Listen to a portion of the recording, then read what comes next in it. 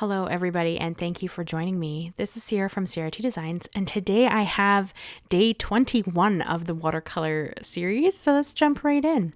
It's kind of crazy. We're getting close to the end of this. We only have 9 paintings left, and then we're done, so that's pretty cool. So this one, I actually tried to mix my own pastels. It has a pastel orange, a normal orange, and then a pastel version of my indigo. It's supposed to be Payne's Gray, but if you guys know, I don't have a Payne's Gray, so I use my indigo, and then strong full strength of indigo. So there's actually only technically 3 colors in this whole painting. So that would be the orange, the indigo, and white. That's it. So that's pretty cool. It was an interesting challenge. If you guys don't know, I've actually been using like original pastel paints anytime we do a pastel color. So I've never actually had to mix my own with white watercolor because I do actually find that fairly difficult. But I thought I would give it a go this time and just give it a try and see how it turned out. So we're going to start with the sketch. This is a 5x7 piece of watercolor cardstock. I use it on a hardboard because it is easier. And if you don't know, I am following a tutorial. This is a Skillshare tutorial that I've been following for quite a while now. It is 30 paintings. You're technically supposed to do it in a month, but I'm kind of busy, so I don't really have time to do all 30 paintings in 1 month. Although I am really considering banging out the last 9 and just being done because we're getting closer and closer to the end. So I'm kind of like, oh, we should just get this done. So it is very likely that you may see more than 1 in a month, although so far I have not done that, although I've told you guys I might. I have not done it yet, so bear with me if that happens. It might happen. I don't know. We'll see. We'll see how the months go. So we did the sketch on the background. It is supposed to be a water painting, and we're starting with the sky that is using that pastel white color, which is pretty cool. Or the pastel indigo, which for me, my indigo is very gray. I don't know why, and I'm sorry my camera is doing that. I've never had it do that before. It's focusing on the paintbrush instead of the paint. So I hope that's not hard to watch. I'm so sorry, guys. I didn't know it was doing that until I'm editing here. So we're going to mix the pastel orange into the pastel gray that's there, and I think this painting actually turned out pretty neat. It's an interesting color palette. It's, like I said, only those 3 colors, and it's really fun. And yes, I go rogue. We're gonna do the basic painting, and then I'm gonna add some details because I can't help myself. So it's really funny because I am kind of following a class, but if you saw the instructor's painting and then you saw mine, you'd be like, well, they kind of look similar. Yeah.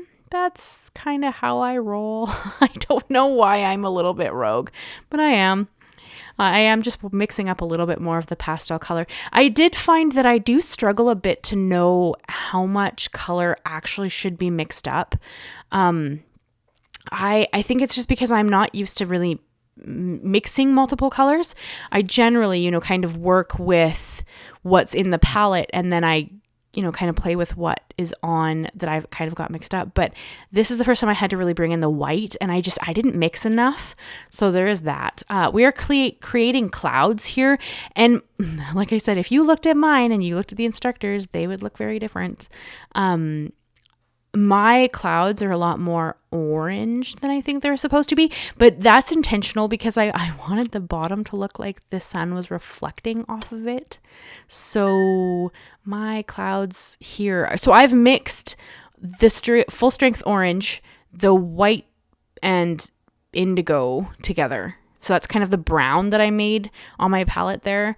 And I know it looks brown, but it's gonna look neat in the clouds. So bear with me. So then we're adding like the dark top of the clouds. So that gives you that difference. So it's kind of like the light is reflecting off of the sun area into the clouds. And that's why the bottom is so much lighter than the top. And I think they turned out pretty neat. I don't know. You guys will have to tell me what your thoughts are on those. I like how they came out. I think they're pretty cool. But like I said, my paintings don't look a lot like the instructors in the end, which isn't necessarily a bad thing. I think creative expression is kind of a fun way to just change things up. And every layer is completely dried before we jump to the next one. So we're going to jump into the water here in a moment and kind of work down there. But, oh no, sorry, we're going to paint the little hills first. So this is going to be that pastel gray again. See, I had to mix up more because I just didn't have enough. Oh no, we are working on the water. This is going to be that pastel gray color again. And I do struggle a bit to work on the dry paper. I really seem to prefer the wet on wet technique because I seem to struggle to get the right amount of water in my wet on dry technique when we're doing big areas, and the instructor never seems to have that issue. So it's obviously I'm not doing well with how much water I actually need to be adding here. So it's really funny how much it's watercolor, so of course it's very dependent on that, but it is really interesting to see. Like I think I finally gotten a handle on the clouds and on how much water to add to the wet on wet side of the technique, but the wet on dry I'm just really struggling with. So we'll see if that improves. And then here we're going to add some shading to the water, which is a closer to full strength of that indigo color. And we're kind of creating shadowing underneath where those hills or mountains are going to be as well. And that kind of creates that a bit of a depth to the painting. But of course at this point it is actually blending because the paint is wet, so it luckily kind of blends in, and we'll add some more texture. I am gonna go back and add some white gouache in a little bit because again, like I said, I'm gonna go rogue a little bit, and I just like to add color to things. I have learned, I've been drawing every day for the last almost month now, and I have really learned about myself that I need highlighting and shadows. Like I need depth in my art. Because I created a drawing yesterday, and it was solid color, and it had no shadow, no shading, no highlights, no nothing like that. And the painting's cool. The drawing's really cool, but it's very flat, and I didn't love it because of that. So it's really interesting as I try different techniques and I'm working on my skills, how much I learn what I don't like as well as what I enjoy. So it's kind of an interesting way to kind of move forward with my art. If you guys are signed up to my email list, you would have seen in the beginning of April, I don't even know what month we're in. The beginning of April, I sent out an email. Technically it was the last day of March, and I did show some of the art that I had drawn in that email. I've been, taking some digital tutorials. I've been drawing. I've been working on my skills so that my tulip collection can be, everything that I can make it. So I did share some of the stuff I had been drawing in that email. So if you received it, I'd love to know your thoughts about that email because, not a lot of people watch these videos, which is totally okay. I think that I will end up replacing this series when we're done with something more card related than painting, because the painting doesn't seem to really resonate with my channel, which is totally okay. It's one of those things. It's a learning experience. I just want to finish up the series because I do think that, it's kind of fun to end it off. But I've been having a lot of fun with these paintings. But if you get my email, you will have seen those drawings. So I'd love to hear what you guys' thoughts are if you got that email and you got to see the drawings. I keep calling them paintings. They're digital drawings. So I call them paintings, though they're not. They're drawings, but I've been having a lot of fun. And tell me your thoughts on a coloring page. Would you guys be interested in that?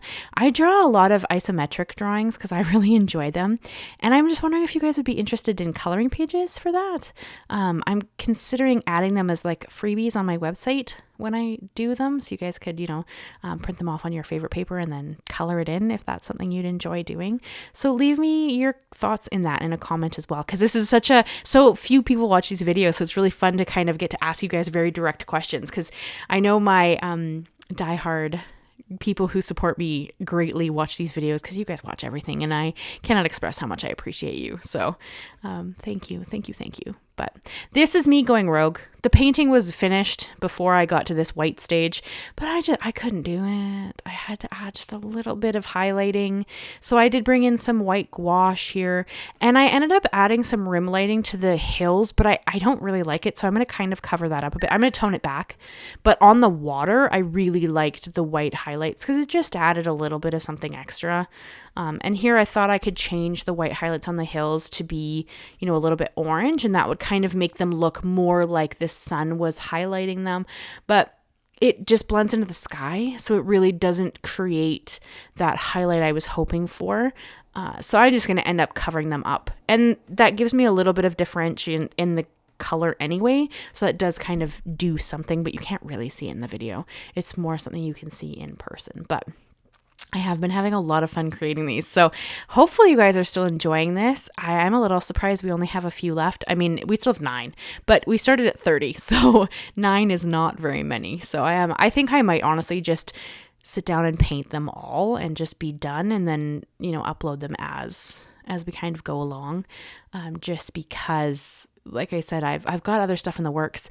I think based on the votes, I've closed the poll now, but I think the poll is going to be like 5 cards, 1 kit type of a series coming to the channel. So I think that's what I will be leaning towards a bit more.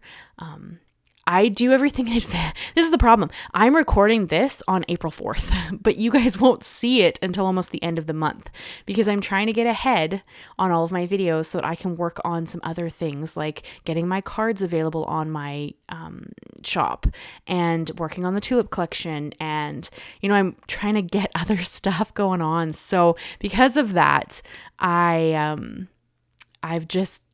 do my videos so far in advance. And then of course my members also get early access to the videos. So I have to have them up at least a week in advance anyway. So I just try really hard to be ahead on all of my work. So you guys never, there's never a video missing. If something happens, like if I got sick or something, I can make sure that my work is done and that I'm ahead and you guys are still getting, all the stuff. So this is the painting I created for you guys today. I hope you enjoyed it. I think it's quite pretty. Look at those clouds.